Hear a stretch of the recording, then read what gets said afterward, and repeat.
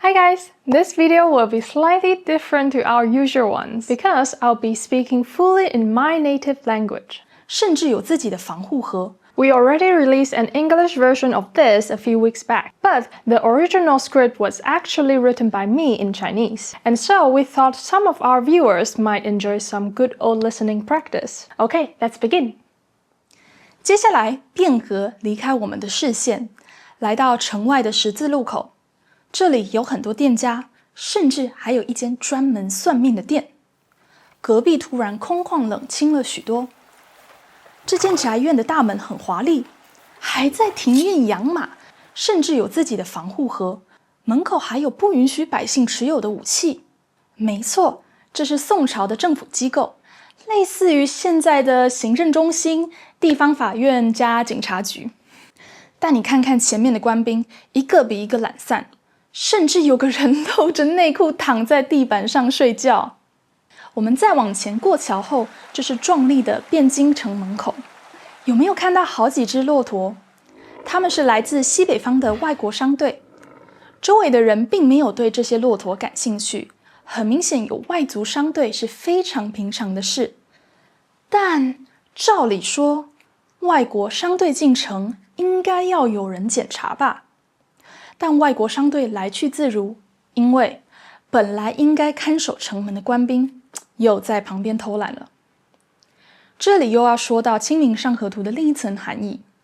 清明同时意味着政治清明，所以《清明上河图》其实是一个讽刺当时宋朝朝廷管理懒散、内斗不断的一幅画。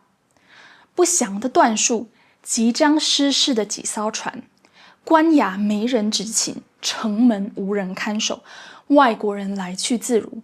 在汴河的下方，甚至有个衣着与旁人都不同的蒙面间谍远远地走来，暗喻内忧外患。那张择端到底要在这幅画的最后隐晦地告诫朝廷什么呢？我们接着城门正式进入汴京城了，那个当下世界上最繁华的都市。一进汴京，你的右手边是比刚刚更繁华的酒吧，还有另外一家。但在你的左手边，你会看到一间雅致的民宿。这间民宿是整幅画不起眼但却最重要的地方。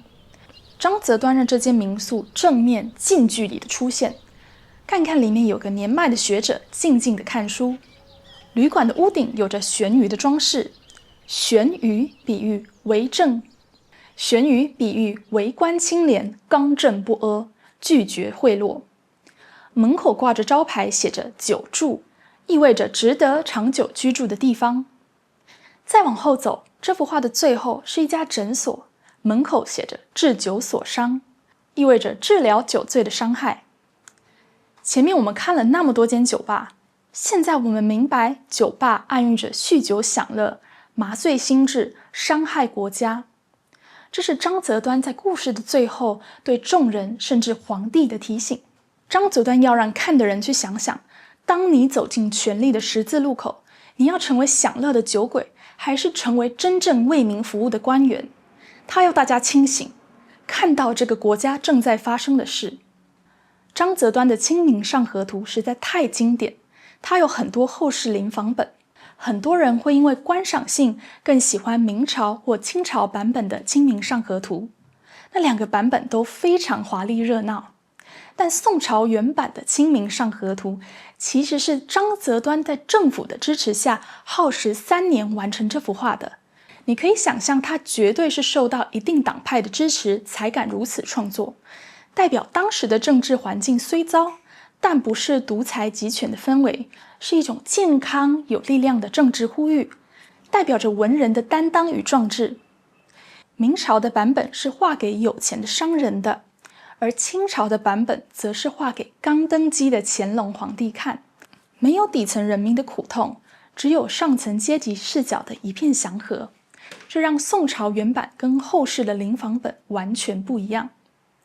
这幅画里还有千万个我们没有分享的细节，如果你有兴趣， YouTube 上有非常多用中文讲解《清明上河图》的影片，或是你可以买田玉斌写的这本书。《清明上河图》的真迹在北京故宫，你想线上游览的话，可以去北京故宫的官网观看电子版，我们都会放在下方说明栏。